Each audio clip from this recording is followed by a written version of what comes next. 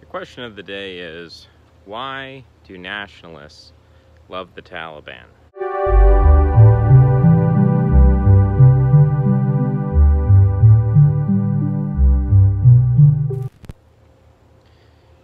The Taliban is a rural, highly religious, uneducated force which wants to remove the United States government from its homeland. It's hot boy summer in Afghanistan, and the Taliban is having the time of their life. And people who describe themselves as nationalists, I think, all see a similarity between their position and the position of the Taliban. And they look toward the Taliban as evidence or proof that this wish can be fulfilled. I have argued before that I think this comparison is incomplete, that the United States military occupation of a foreign country is of a very different character and a very different level of necessity as compared to the United States government control of its own territory here at home. And so I've argued that the love that nationalists have for the Taliban is a bit misplaced, and it's ultimately counterproductive to the fulfillment of really the fundamental values that I think lead people to be nationalists. I don't believe, and maybe I'm wrong, but I don't believe that people are nationalists because they hate themselves, or at least not consciously.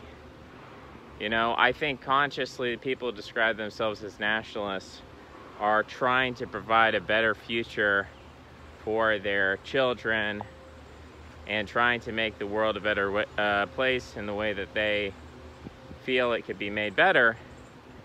But I don't think following the model of the Taliban is correct, and I really do believe that the opposite is going to yield better results, that if we become more educated, if we're better able to navigate urban spaces, which is a difficult thing to do, but if we can achieve that, if we can achieve a healthier relationship with urbanism, if we can achieve higher levels of education, you know, if we can look at the question of religion as something which is not going to be solved simply by turning back to a more archaic or Paleolithic form, but we ask ourselves, how did it happen that we've had these religious revelations or revolutions, that we're in this position where faith is in crisis, and faith has been in crisis?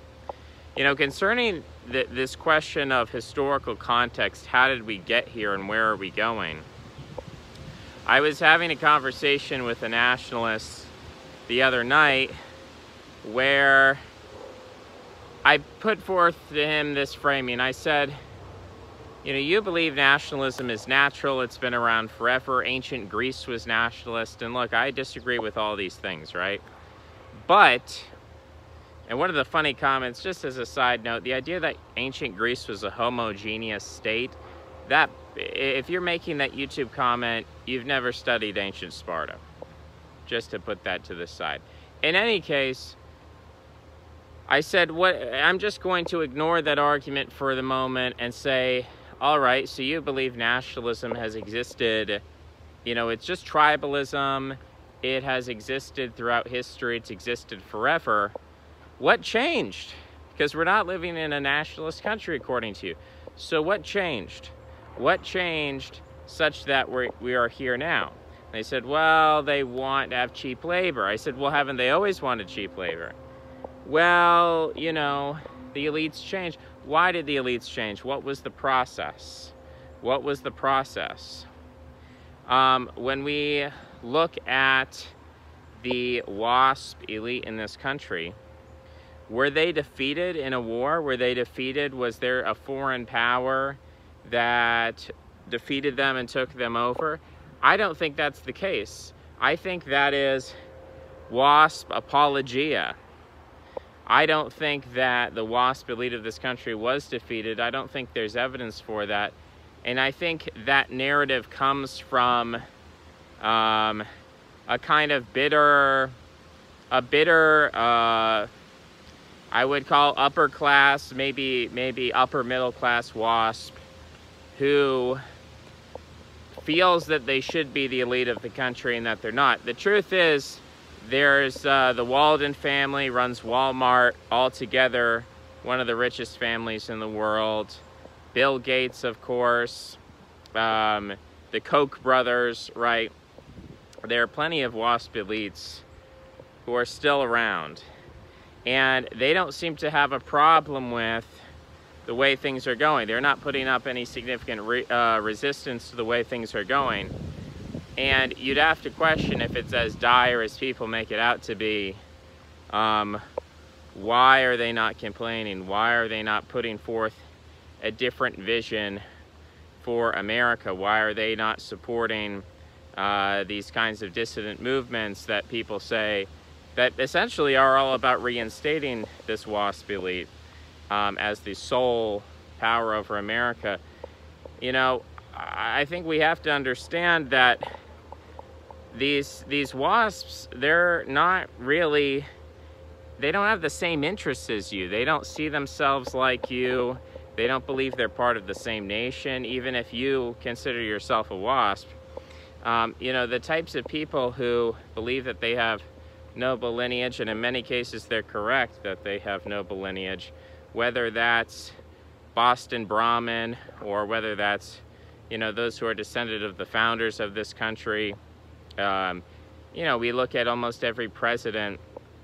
I think Trump is somewhat exceptional in this regard. Almost every president has these very deep roots in America. I'm thinking of the Stoddard family or something like that.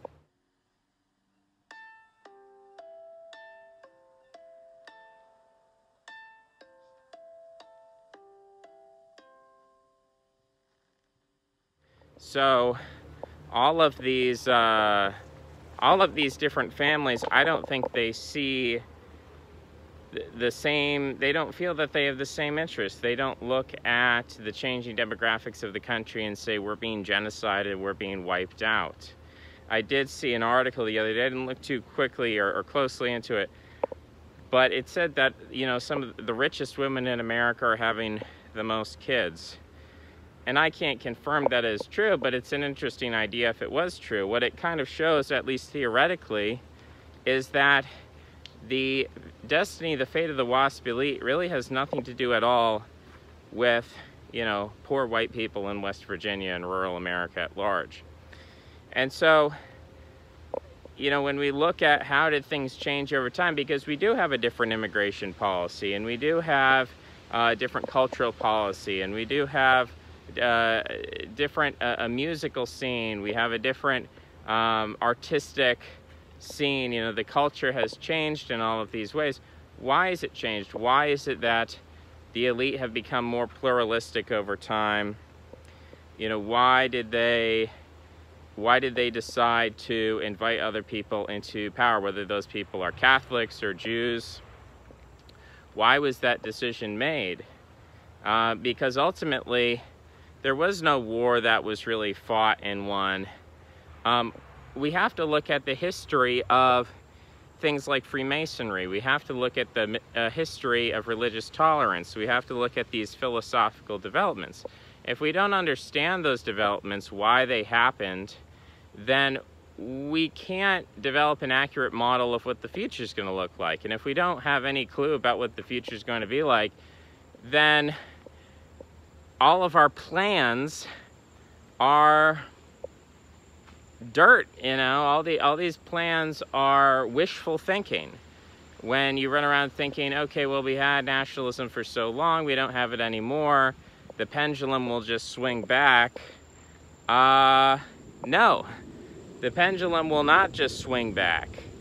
There have been substantial, again, I think it really does start with philosophy and religion. There have been these substantial changes that have happened that we need to understand that have happened over hundreds and hundreds of years, and they're not going to reverse overnight just because we withdrew troops out of a third world country in the middle of Asia.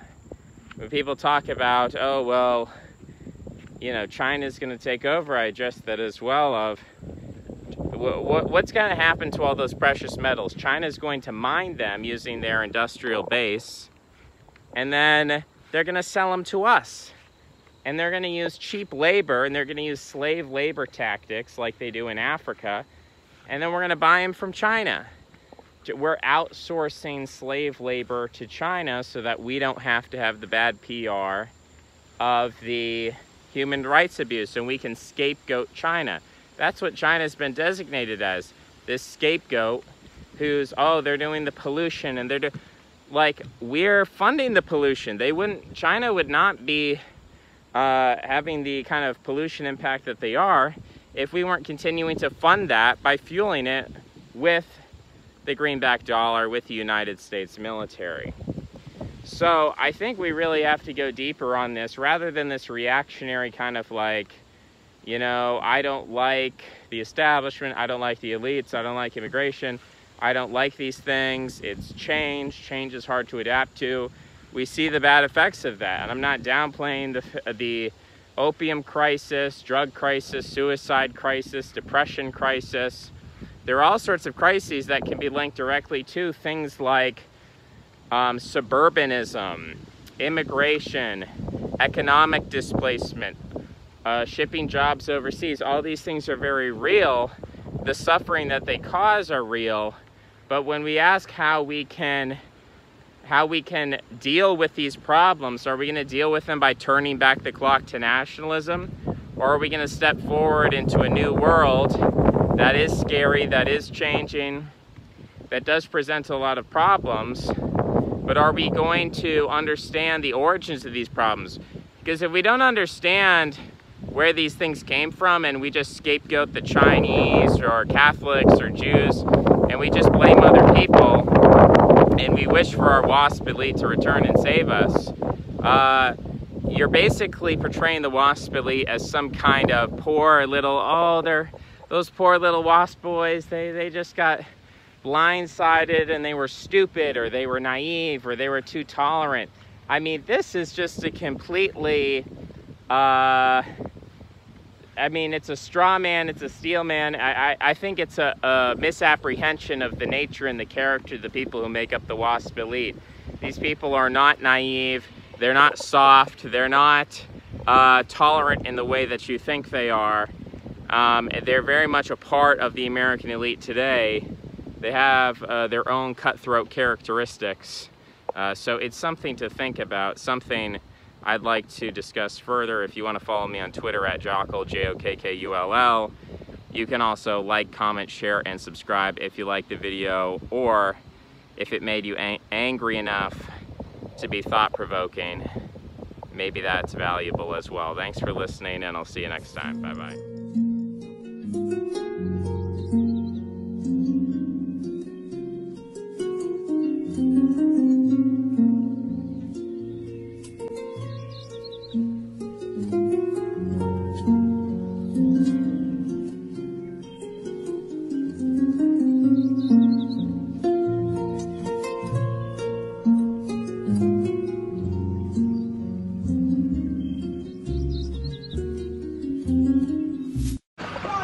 Nice. Subscribe. Very good. Nice. Beautiful. Very good. Beautiful. You're going to love it. If you love autism, you're going to love my channel. Okay, great. All right.